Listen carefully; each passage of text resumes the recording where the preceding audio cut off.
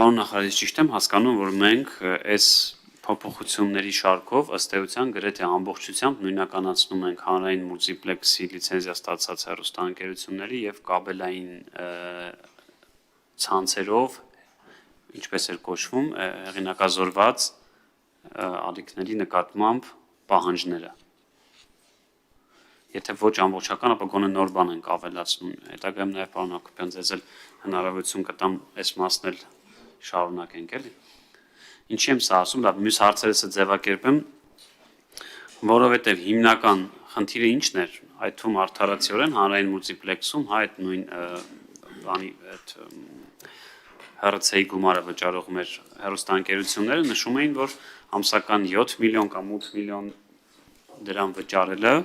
որոշակի անհավասար պայմաններ էր ստեղծում իրենց եւ օրինակ հեղինակազորվածների։ Ես կառաջարկեմ նաեւ հետեւյալը, որ այն հեղինակազորված ալիքներ, այսպես ասեմ, այն հեղինակազորված ալիքները, որովհետեւ մարդիկ հասկանան, ինչը նկատի ունեմ, իրանք եթե մարզային չէ, համապետական սփռում ունեցող ցանցային օպերատորում են հեռարձակվելու, իրանց նկատմամբ առնվազն, եթե ոչ գումար մեծ լինի, որտեվ հիմա կարծես թե գումար չկա, ստացվում է էլի անհավասար է, եթե գումար էլ չդնեն, գոնե նվազագույն 20 կամ 30% այդ հանրօգուտ հաղորդումների պարտադրանք տնենք։ Այսինքն իրանք ըստ էության դուրս են եկել հանրային մուլտիպլեքսից, բայց հանրային մուլտիպլեքսի նման ծածկույթ ունեցող օրինակ այսօր մեր ցանցային օպերատորների մեծ մի քանիսը առնվազն հանրապետության գրեթե ողջ տարածքով ծածկույթում սփռում ունեն եւ եթե որևէ հեռուստաընկերություն այդտեղ հեղինակազորվել է ձեզ մոտ եւ հանրապետական սփռում ունի, ինքը պետք է հանրօգուտ հաղորդումներ օրինակ ունենա։ Ես առաջին, երկրորդ ընթերցում սա կառաջարկեմ, երկրորդը այստեղ գրության մասով ես կարծում եմ չնկատեցի, որ կա գրած թե չէ, կարողա չեմ նկատել այդ նախընտրական քարոզչական այդ գրությունը։ Ես կարծում եմ, դա էլ պետք է հանձնաժողովին տանք լիազորություն միասնական ձևանմուշ սահմանելով, որովհետև ինչ որ մեկը կարող է եթերում այտենց փոքր են գովազդում, որ տակը փոքրիկ գրվում է չնկատելի չլինի, մեկը կարող է։ Ես կառաջարկեի նույնիսկ գրենք, որ watermark լինի, որ ամբողջ էկրանի վրա հայտնվի նախընտրական քարոզչություն, այսինքն դա մեկը ոչ մի բան չի փոխում, բայց գոնե մարդը տեսնելուց այդ գովազդը կտեսնի, որ սա խոստում է կամ նախընտրական քարոզ է, այլ ոչ թե իրականություն։ Մենք էլ մի բանը չի հասկացել, որ գրած էր ամեն օր պետք է իր ելքային տվյալների մասին հրապարակի, այդ ելքային տվյալները ինչն էր, այդ գուցե ձեզ արդեն որ հարցի ժամանակ կլինի, այս համ հարցեր, համ առաջարկ բան Հայաստան, մեկը որ հանրօգուտ հաղորդումներ այդ դեպքում եթե ինքը մտել է արդեն համապետական ծածկույթով սփռման դեպքում կամ գումար ավելացնենք, որտեղ գումար չի վճարում, բայց մեր մյուս հանրային մուլտիպլեքսի հեռուստաընկերություն տարեկան 70-80 միլիոն վճարում են։ Ստացվում է հանրապետական այո, ստացվում է, որ իրենք էլ կասեն, նա մենք էլ դուրս կգանք անվճար կհեղինակազորվենք եւ կմտնենք, այդ թվում մեր օրենքով պարտադրել ենք, որ կաբելայիններն էլ պարտավոր են իրանց այդ առաջին տեղում տալ, որ զուտ հավասար պայմաններ լինի։ Մի կողմից իրանց պարտադրում ենք հանրօգուտ հաղորդումներ պետք է ունես, մի կողմից ասում ենք այսքան կվճարես, այն մյուս դեպքում չենք ասում, սա քննարկելու հարց։ Մեկ էլ այդ գրության մասով, եթե չկա այդ առաջարկն միասնական լինի, որ այսինքն մարդու նաև տեսողական հիշի տեսնի, որ բոլորի մոտ այս ձևագրությունը ինքը արդեն հասկանա, որ հենց սա նախընտրական քարոզաշավ է։ Շնորհակալություն, պարոն Գաբրիելյան, մի հատվածին ես իհարկե կանրադառնամ ձեր հարցերի վերջին կտորին, կխնդրեմ պարոն Հակոբյանը ավելի շատ հանձնաժողովի դիրույթում է մեր գործընկերը ներկայացնի տեսակետը։ Իմ կարծիքով հնդածս ձեր խոսքում դուք ձեր առաջին հարցի պատասխանը տվեցիք։ Իհարկե ոչ, դեռևս հավասար պայմաններ բոլոր խաղացողների համար այս փաթեթով չի ապահովում, սակայն որը ոչ պակաս կարևոր է, առնվազն եթերի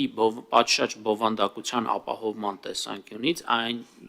ամբողջ 9-րդ հոդվածը, որ ես ընթերցեցի, սա վերաբերում էր ամբողջ դաշտին, այսինքն նաև ցանցային օպերատորների կողմից հեռարձակվող հեռուստածրագրերի կամ հաղորդումների համար այդ պահանջները պարտադիր են լինելու, այսինքն առաջին անգամ հեռուստատեսության եւ ռադիոյի հանձնաժողովը իբրև կարգավորող մարմին ունենալու է իրավական հենք դրան հղում կատարելով պահանջելու համապատասխան որակի հաղորդումների հեռարձակում ոչ միայն այլևս ոչ միայն զուտ հանրային մուլտիպլեքսի, այլ նաև ցանցային օպերատորների տիրույթում։ Այս իմաստով կարող ենք ասել, որ մեր կարգավորումները գալիս են ինչ որ իմաստով ավելի արդար լինելու ամբողջ ինդուստրիայի նկատմամբ, բայց ինչպես դուք էլ նշեցիք, մուլտիպլեքսում հեռարձակվող հեռուստաալիքները շարունակում են ոչ առնվազն հաշվի առնելով ներկա իրավիճակը այս ոլորտում մեծ գումարներ վճարել մուլտիպլեքսով թե մայրաքաղաքում, թե մարզերում եւ թե հանրապետական ծածկույթում հեռարձակվելու համար մի բան, որը որ բնականաբար չի տարածվում օրինակ ցանցային օպերատորների տիրույթում հեռարձակվող կամ ինչպես ասում ենք մալուխային հեռուստատեսության շերտում հեռարձակվող հեռուստաալիքների համար այնտեղ այլ խաղի կանոններ են գործում բիզնեսը բիզնեսի հետ եւ այս իմաստով իհարկե չունենք մեկ միասնական ընդհանրական խաղի կանոն, սակայն եթերի բովանդակության տեսանկյունից ակնհայտ է, որ այս փոփոխությունները գալիս են ինչ որ իմաստով առնվազն նվազագույն համընդհանուր կանոններ սահմանելու բոլոր հեռուստաալիքների համար եւ որ ոչ պակաս կարեւոր է նաեւ մենք այս փոփոխություններով որոշակի ստանդարտներ ենք սահմանում նաեւ դիստրիբյուտորների համար, այսինքն եւ խախտումների պարագայում ձևակերպում ենք սանկցիան, այսինքն որ պարագայում հանձնաժողովը հնարավորություն կունենա կամ կասեցնել կամ դադարեցնել լիցենզիան, իհարկե թողնելով երկխոսելու որոշակի հնարավորություն հենց օրենսդրությամբ ցանցային օպերատորի հետ, այսինքն ցանցային օպերատորը խախտման պարագայում, եթե համագործակցային եղավ ըստ էության, մենք ոչ թե կմտնենք պատժի կամ սանկցիայի դաշտ, այլ պարզապես կկարգավորենք, հոգ կտանենք, որպեսզի հենց ինքը ցանցային օպերատորը իրականացնի այդ գործառույթները եւ ոչ թե հանձնաժողովը արդեն սանկցիաներ կիրառի ցանցային օպերատորների նկատմամբ։ Իսկ հաջորդ հատվածին թերևս պարոն Հակոբյան Շատ լավ, խնդրեմ։ Ձեզ էլ հետ կհասնի կտանք, որտեղ այնտեղ էլի հարցեր կլինեն նախարարին, պարոն Հակոբյան, ձեզ առանձին խոսք կտամ։ Շատ լավ, այսինքն գոնե առնվազն այդ լրատվության եւ ընտրությունների մասով հավասար դաշտ են բերում, այսինքն եթե պայմանական որևէ հանրային մուլտիպլեքսի հեռուստաընկերություն նախընտրական շրջանում, ասենք 30 րոպեից ավել չի կարող որևէ եթերաժամանակ տալ, դա պետքա տարածվի նաեւ ցանցային օպերատորներով հեռարձակվող հեղինակազորված այդ ալիքների նկատմամբ, էլի որ նաև հավասար պայմաններ լինի։ Միայն լրատվականը չէ, ընդհանրապես։ Այդ ինչպես դուք թվարկեցիք, հա, սկսած պորնոգրաֆիկ նյութերից մինչև այո, այն ինչ ամբողջը նկարագրվեց, այո, մասամբ կամ մեծավ մասամբ դա ենթադրում է լրատվական նյութերին, տեղեկատվական տարատեսակ հաղորդաշարին, բայց ոչ միայն։ Այո, սա նաև ինչ որ առումով պաշտպանություն է հանրային մուլտիպլեքսում